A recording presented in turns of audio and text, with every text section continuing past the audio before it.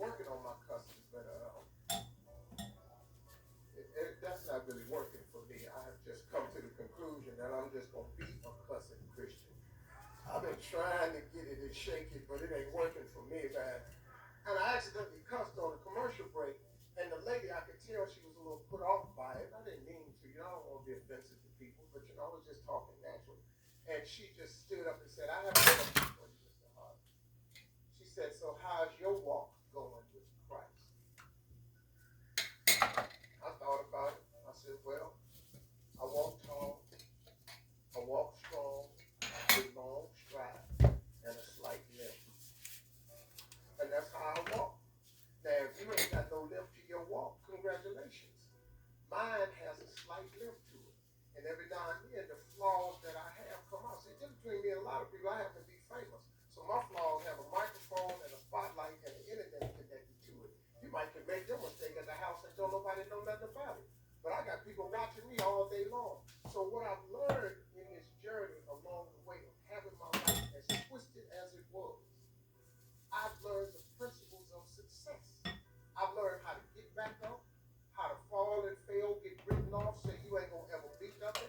I've learned how to start over. I've learned how to take one heap of all my winnings and risk it on one turn or pitch and toss, lose and start again at my beginnings and never once breathe a word about my loss. Yeah, I've learned stuff like that. That's Rudyard Kipling, in case you didn't recognize that little poem. I stole that. That's what I was paying a little bit of attention in college. I didn't get the degree, but I was listening just a little bit. And when I talk to you, I try to get people to identify with these principles. The greatest thing that you can do in your life, I told the kids early, we're at a college institute, so it kind of trips people out a little bit when I say this. And I tell them how important it is to get your education, yada, yada, yada, because we're at a college, that's what I got to say. But then I turn right around, I tell them the truth, though. The most important thing in your life ain't your education. The most important thing in your life is your dream. See, the scripture says, a man without a dream or a vision shall perish. Don't say nothing about education. Now, you got to have one. If you're going to climb to certain jobs and go into corporate ladder and be in banking and be in finance and all this stuff y'all doing. But it's the dream that propels you. Look, man, we got to break this thing down real simple for people someday. Quit acting bullshit like you've been rich all your life. You know what kill me? I come to these functions, everybody sit up, they lean back in their chair, they speak proper grammar, they get their nose up, you act like you had money all your life. I ain't had money all my life. I come into some money, but I've been scrapping and hustling and grinding and trying to get over. And so have you, but then you get here and you don't have no memory of that. Because now your life is fixed. And so now when you talk to young people, you don't talk to them from the perspective of you made mistakes too. You don't talk to young people like, hey, done that. I smoked weed in college too, man. I know where you at. You don't want to tell them that. Now, Clinton smoked weed. He the president of the United States. I'm going to probably say a lot of stuff. I already know that I'm not coming back next year. That's clear. I ain't got no problem. See, that's why I give my money wide to me. Because I already know I'm going to mess around and say something. I'm going to throw somebody into something. I see a couple of looks on y'all's face right now. But I don't really care. I'm out of here. I'm going to get on this jet. I'm going to go down here. My wife down in Miami, man. I'm going to go sleep with my wife tonight. I don't care what y'all do. I was telling you about your gift. This is how you save yourself a lot of trouble. Now, this may apply to some adults. Maybe not. Your gift is the thing that you do the absolute best with the least amount of effort. That's your God-given gift. You ain't got to trip on it, wonder about it. It's what you do better than anything else. Now, whether you've chosen to make that your life's work or not, that's your choice. But I got news for you. If you don't ever pursue that, you ain't going to ever be happy. It's some unhappy people in this room today. Because there's some people in here doing what people expect them to do.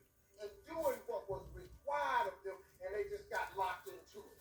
Now you got bills and the family, you don't really want to pursue your dream. So now you got the job, you just gonna ride it all the way out. There ain't nothing wrong with that. If your job is what you're gifted at doing, this man is gonna retire this year. But he's been in the education of young people's minds. He's been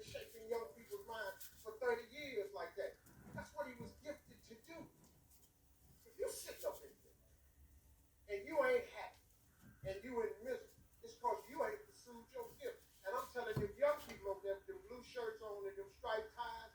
Find out what your gift is and pursue it with everything in you. Because ain't nothing worse than getting a degree and you don't even want it after you get it. Because a degree ain't nothing but a piece of paper hanging on a wall. Now it signifies that you have the ability to complete a task, but your life is made up of what you do with it. Life is 10% what happens. It's 90% of what you do about it. You got to do something with your life, man, that makes your heart beat in the morning when you wake up. See, people ask me all the time, how you do all these jobs, Steve? Because I like all my jobs. You got your radio on 240 times a day. I get 4 hours out of it.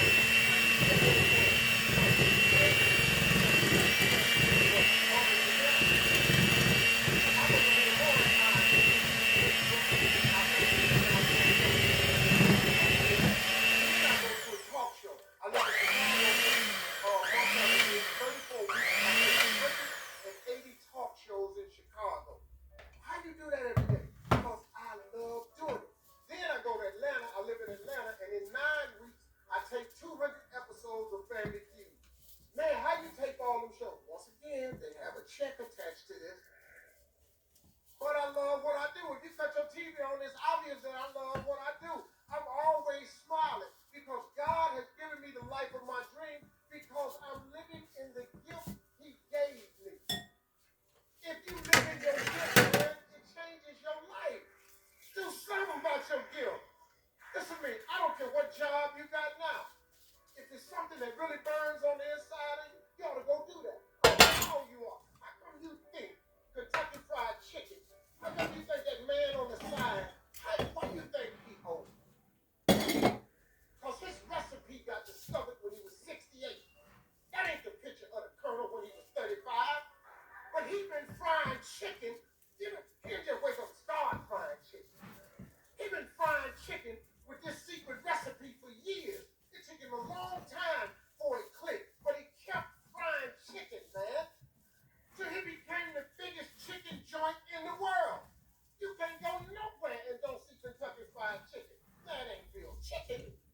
But when he was living, it was real chicken now. It really was chicken. It was the actual parts. If you peel that skin off that Kentucky Fried Chicken, you're in for a surprise. It don't look nothing like. But he hit it. When is it too late to hit it? When is it really too late to hit the jackpot? When is it? When you're 60, that's too late. You don't want to be rich then? What, you're 65, too late for you to be rich? When is it too late to hit it? Man, put some spark in your life. Have something to wake up about that make your heart beat in the morning. Have a joyous spirit when you wake up in the morning. Here's another principle of success. I'll tell you what rich people talk about all the time. You know rich people talk about all the time? They talk about money. All the time. All the principles of success is in the Bible. See, a man is as he thinks. So, what you think, excuse me, grammar, but that's what you think. So then it makes better sense. Bad grammar makes better sense sometimes. If a man is as he thinketh, then what you think is what you is. That makes real good sense to me. See, yeah, I like to keep it where people remember stuff I say. So rich people, you know what they do? Talk about money. Now when you talk about money around people, they get tight because they don't want to get the money. Well, money is not everything. And money can't buy you happiness. They ain't got no money. Money might not buy you happiness, but it park you right in front of happy house. You can get out, ring doorbell, see a happy home. There's nothing wrong with money. So many things have been said over the years. When rich people get together, they talk about money. They talk about business, all that. There's nothing wrong with that. See, we go to church and we learn the wrong thing. You know what messed me up, man? When I was little, I was in church, and the preacher would always say, it's hard for a rich man to get into the kingdom of heaven as it is for a camel to get through the eye of a needle. Now, me and the rest of the idiot members, we thought that you was trying to take a needle with sewing thread and push a camel through it. All the people in my church collectively decided they didn't want to be rich because they wanted to go to heaven. I was sitting there at 10-year-old. I wasn't really buying into this because I was trying to figure out how I was going to get this camel into this hole. Because I didn't know what they was talking about because I wanted to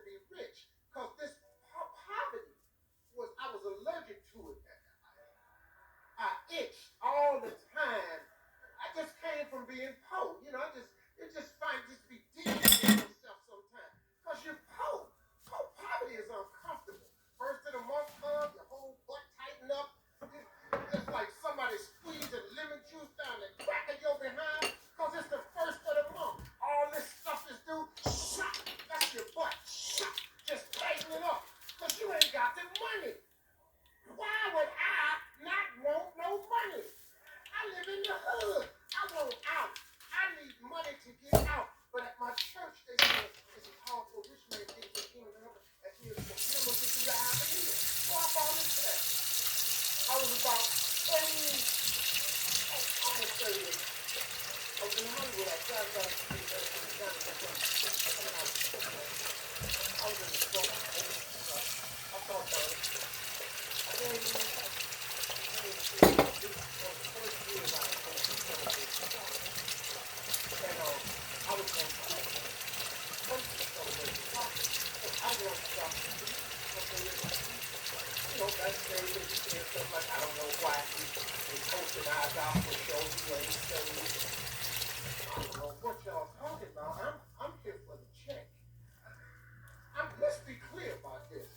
I've been in church my whole life, but I ain't living no perfect life, and I wasn't, but that was my life at the time. And I was gonna quit. And I was telling Donnie I was thinking about quitting. He said, man, why you gonna quit? I was telling him, man, I said, man, I'm just confused right now. Man. I said, I don't get it. I said, man, I'm thinking about going back to church, man.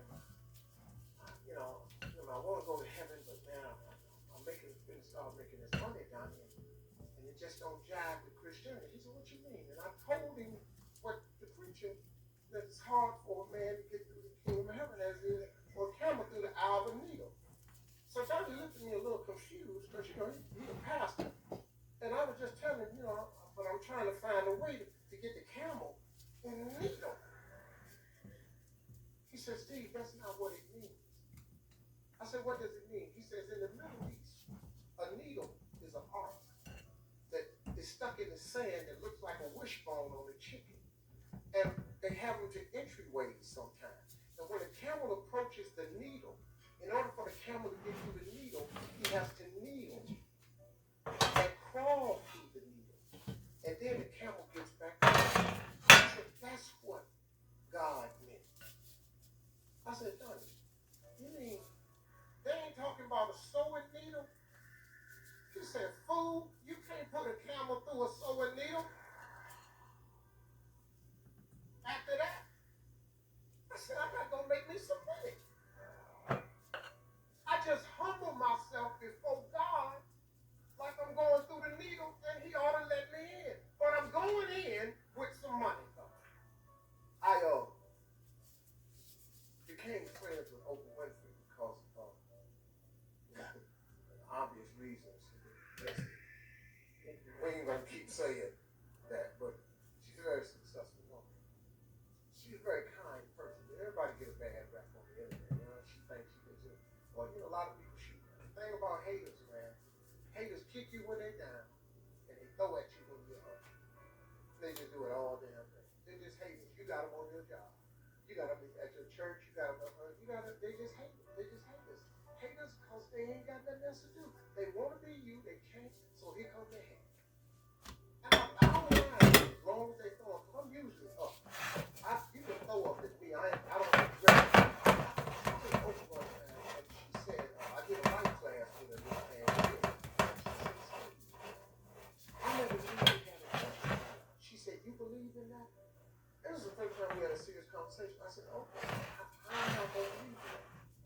Every successful person I know has a vision board.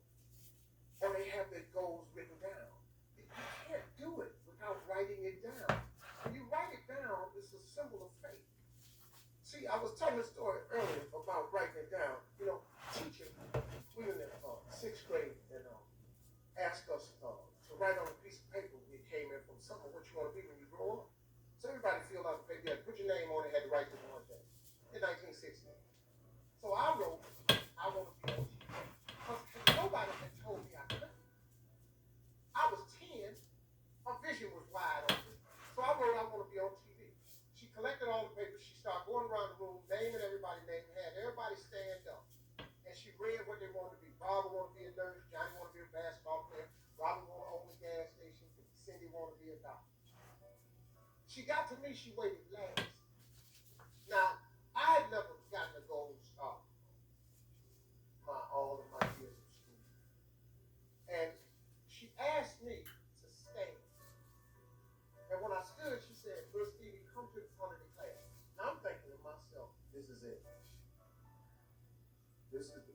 star moment. I've been waiting for this. And I never got a star before today. So I started walking to this room. I'm skinny. I got my brother's clothes on because we were poor. I get up there and she said, Steve, let me ask you something. What did you write on your paper? I said, I want to be on TV. She said, then why did you write that on your paper? I said, because that was our assignment for today. And then she said, what you write that on the paper for? And I'm thinking to myself, judging by the tone of this conversation, this might not be the gold star moment I thought it was going to be. So I started cowering down. And she said, so why did you write it on the paper? And I said, because you asked us to. Voice is really soft. She said, do you know anybody on TV? Anybody in this school ever been on TV? I said, any of your relatives